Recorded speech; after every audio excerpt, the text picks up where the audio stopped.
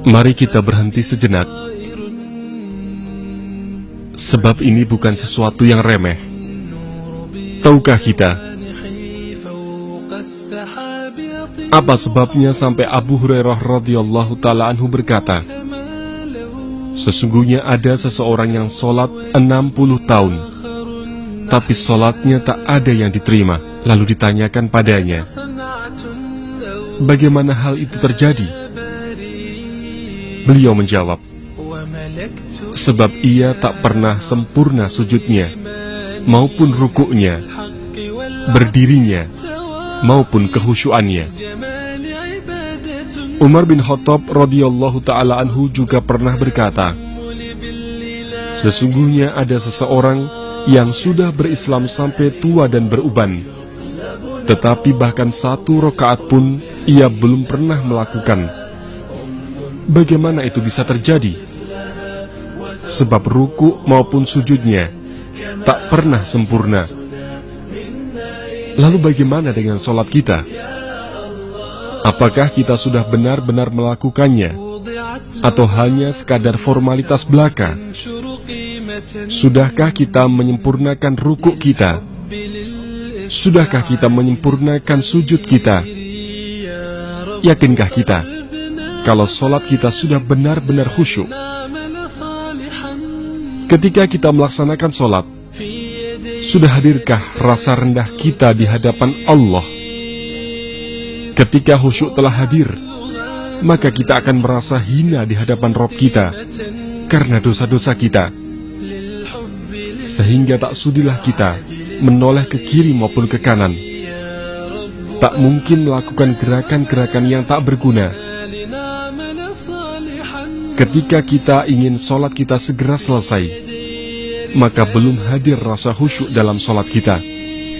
Imam Ahmad bin Hanbal pernah berkata, akan datang suatu masa di mana orang-orang melakukan sholat, tapi sejatinya tak pernah sholat. Dan aku khawatir bahwa zaman itu adalah zamanku ini. Lalu bagaimana dengan zaman kita saat ini?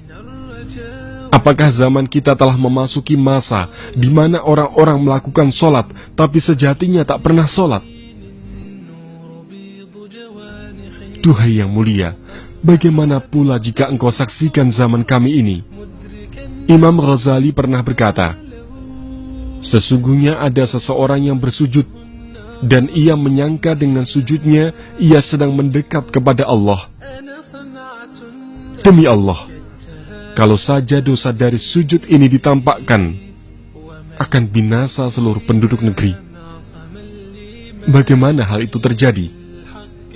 Sebab ia sujud di hadapan Tuhannya, tapi ingatannya sibuk dengan dunia dan segala isinya.